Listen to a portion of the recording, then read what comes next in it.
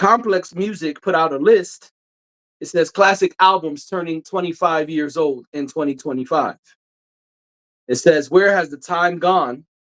All of these albums are celebrating or have celebrated their 25th anniversary this year. Which 2000s classic is still in your rotation? Excuse me. So here are some of the albums that are turning 25 this year. Stankonia by Outkast, the Marshall Mathers LP, Supreme Clientele, couldn't talk there, sorry. Supreme Clientele by Ghostface Killer, Mama's Gun by Erykah Badu, Voodoo by D'Angelo, Country Grammar by Nelly, Lover's Rock by Sade, White Pony by Deftones, Like Water for Chocolate, Common. Back then, he was Common Sense. The Unseen, Madlib and Quasimodo, and De La Soul, Art Official Intelligence, not artificial, Art Official Intelligence, 3 words. GOAT, LL Cool J, the birth of the term GOAT. In case the kids don't know, here it is. GOAT by LL Cool J in the year 2000. The term that is widely overused and used incorrectly today. Yeah, he's goated. Yeah, she's goated. They're all the goats. The Avengers are goats. No. Oops, I did it again. Britney Spears. Jay-Z and Rock Nation. That is incorrect, Complex. There was no Rock Nation in 2000. But the Dynasty. DK Rock Nation. Y'all are crazy. We're going to get back to that. The Notorious K.I.M. by Lil Kim. Lights Out by Lil Wayne. HNIC by Prodigy. Linkin Park Hybrid Theory. Those are the albums turning 25. The question was, which of these are still in your rotation? Before we get to y'all, let me answer. Definitely Linkin Park Hybrid Theory, still bumping that. Definitely The Dynasty, still bumping that. What else we bumping? Sade Lovers Rock, still bumping that all the time. Country Grammar by Nelly, the songs I like, still bumping that. What else? Supreme Clientele by Ghostface, still bumping that. Marshall Mathers LP, start to finish, still bumping that. Great album. And Stankonia, come on. I'm sorry, Miss Jackson. Ooh, I am for real. Yeah, I know it. Come on, man. 25 years, great albums. The year 2000 put out some great, great albums. And everybody is still singing, Oops, I Did It Again. That is a classic. Whether she's crazy or not, rich or not, it's a classic. Let's see what y'all got in the chat here.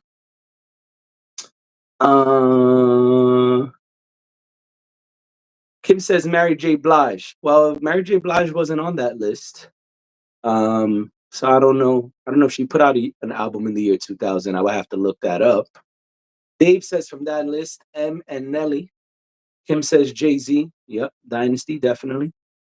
David says Jay, Linkin Park.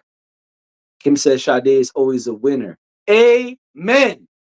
Sade is always a winner. You cannot go wrong with Sade, and that Lovers Rock album is a classic. Dash says Jay-Z, Sade, Ghostface, Outkast. I listen to Dynasty more than I care to admit, LOL. It's the Dynasty. How could you not bump Dynasty? Dynasty was so great. Still so many songs you could bump today, whether you agree with them or not. You know what I'm saying? I walk around all the time and say, I thought this was America, people. Kim says, Mary said that at her show. All right, let me see. What Mary J. Blige album came out in the year 2000? Let me see. Mary been around forever. Mary came out, I believe, in '92 was her first album. Um, but I don't know if she released an album specifically in 2000. So let's find out here. Let's go to her discography. 2001. No, no. Mary dropped Mary in '99 and No More Drama in 2001. So actually, that was a year where there was no Mary album, even though Mary was putting out albums pretty much back to back during that time. So yeah, the year 2000 there was none. No More Drama 2001. Mary 1999. Um, Also, I would like to say this is why certain people should not report on certain things. For Complex to say Jay-Z and Rock Nation put out the Dynasty album, that's really telling on yourself right there. Now, I'm not saying I know every hip hop fact in the world of all time, but what I do know is Rock Nation did not exist in 2000. Rock Nation is a label and many other things today, but it didn't exist in 2000. In 2000, Jay-Z was still signed to Def Jam. That's before he was even CEO of Def Jam. Yeah, no, I'm about to give y'all the Rock Nation Jay-Z history. It didn't exist until Blueprint 3. Blueprint 3 was the first album that was out under Rock Nation. Because after Jay-Z left Def Jam, he signed a deal with Live Nation and created his label, Rock Nation. When did Blueprint 3 came out? If I had to guess, I would say it came out in '09. Let me see if I'm right. Woo! '09, baby. September 8th, 2009. That is when Jay-Z released Blueprint 3. And it says right here, Carter Enterprises LLC, distributed by Rock Nation. There you go, folks. The first album to drop was Blueprint 3. Dash says via text and in the chat, Rock Nation was founded in 2008. All right, well, there it is, folks. Not in 2000 when the Dynasty came out. When the Dynasty came out, Jay-Z didn't have any plans of any of that. He was trying to build out the roster of Rockefeller Records and put us onto the new acts that they signed. That was the point of the Rock La Familia thing. If you look at if you look at the album cover, it says Rock La Familia. That was like them starting to branch out and bring in more artists into the Rockefeller label, the Rockefeller helm. So there was no Rock Nation. This is truly when Rockefeller Records start spreading their wings and becoming more than just Jay-Z and Memphis Bleak. So Complex kind of told on themselves right there. Dash says that intro gets me every time. Oh yeah, the theme song to The Sopranos plays on the key of life on my mental piano. Classic, classic, classic, classic. And Linkin Park Hybrid Theory is something I play all the time. Let me get a sip of water, folks. Sorry.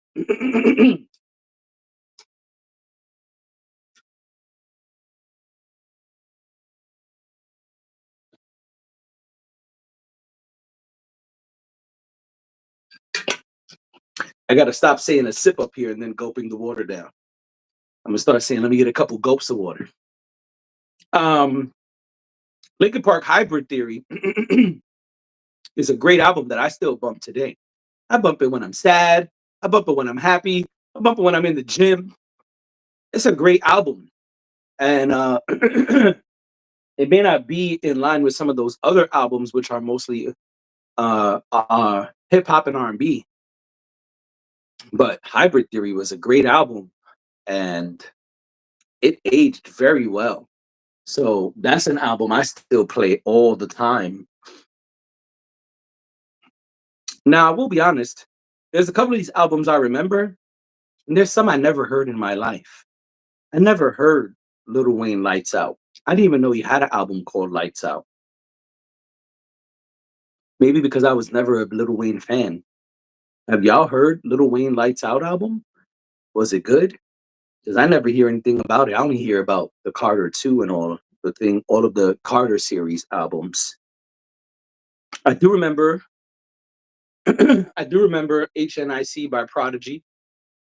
That was cool. I remember that. Um, I don't know if it was a classic album. I'll have to revisit. Notorious K.I.M was a big album for Kim. And I think I'm gonna revisit that. I haven't heard that album in a long time, but I remember I actually used to listen to that album when it first dropped. I don't know what that would sound like today. Um, I mean, listen, LL Cool J Goat. I don't really got to say much. That says I don't know the titles of Lil Wayne albums. LOL. Oh, okay. I used to just throw everything from him into one big playlist. Ah, okay. I got you. I got you. Common like Water for Chocolate before Common's resurgence, before Common kind of um, linked with Kanye West in the early 2000s and rebranded in a sense. Like Water for Chocolate was the Common album. Anytime people mention Common, they mentioned like Water for Chocolate. It was the top tier Common album at one point. And so I know he's currently celebrating the 20-year anniversary of Go. Go was that first album he did with Kanye, where Kanye produced the whole thing. But before those albums came out with Kanye, like Water for Chocolate was Common's claim to fame. That was like the big Common album. I remember that. And it's interesting that it's turned 25 and I haven't heard anything about it in the press. Seems like he's just pushing Go. Country Grammar. I mean, Country Grammar is a classic. Country Grammar, the one that went like diamond and really got Nelly to where you know, he needed to be. Supreme Clientele. I feel like people sleep on Supreme Clientele. Supreme Clientele is a solid Ghostface album. One of his best albums, and I feel like people don't really talk about it enough. And the Marshall Mathers LP, that's the one. That was Eminem's second album. That's the one with Stan on it. And what else was up there? That's like commercial. Was Real Slim Shady up there? I don't think so. I think Real Slim Shady was the next album, Encore. Let me see. Let me pull it up. Oh, nope. Real Slim Shady was up there. Real Slim Shady, The Way I Am,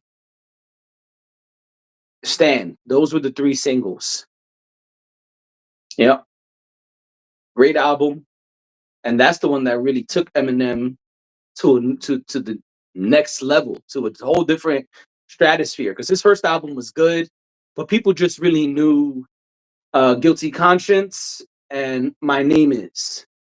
But when the Marshall Mathers LP came out, that's when Eminem truly was established. That's when I became an Eminem fan and was like, whoa, white boy got skills. This is dope. And that's really when Eminem became, this was like the crossover album. No longer like, oh yeah, that weird white guy that raps. When Marshall Mathers LP came out, that's when it was like, hey man, that guy's good. And you couldn't go anywhere without hearing Eminem on the radio at that time. Yeah. So those are some great albums, and we old, man. We are old up in here because we were around for these albums. We have vivid memories of these albums. I done had arguments about these albums throughout the years. Uh, and some of these albums changed people's lives. Um, was I think no. I was gonna say that's the album. I was gonna say that was the album when Andre 3000 said at the Source Awards, "We got something to say," but it couldn't have been because it was during the West Coast beef, so it had to be an earlier album. I think it was Aquemini that they won the award for, and then he said that. Anyway,